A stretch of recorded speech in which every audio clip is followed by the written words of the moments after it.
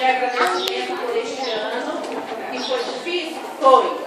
Foi conturbado? Foi. Mas vencemos, né? E o ano que vem, com certeza estaremos aqui firme e forte, graças a Deus, né? Para continuar. Se eu me quero passar uma palavra. Eu já estou no banho. Então, uma palavra.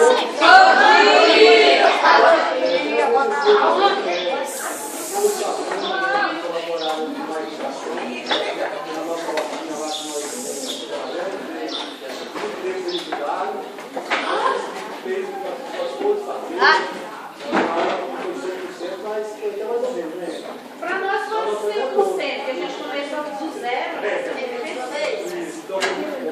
Então, o ano que vem, eu espero que nós vamos estar de novo.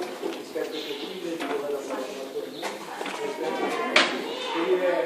Nós vamos aguardar todos vocês de novo no ano que vem, para estar com nós aqui, né? Estando aí, colaborando. Foi muito bom esse ano. Eu tenho que agradecer a todos eles, os alunos, agradecer os colegas, agradecer a Ana, todo mundo, eu agradeço todos, né, pelo apoio que me dá, graças a Deus. Então, eu estou muito agradecido. Graças a Deus, a direção, eu decidi como boa a direção, em relação à direção que eu estava não tem nada contra ninguém, mas o que passaram aqui foi muita dificuldade nesse portão aí, porque ela estava disciplinada, etc.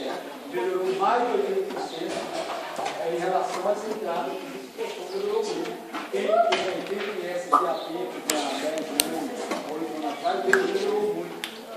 Quando você vai, foi 100%, talvez foi 100%, mas melhorou demais com a direção de voto, tudo que precisa.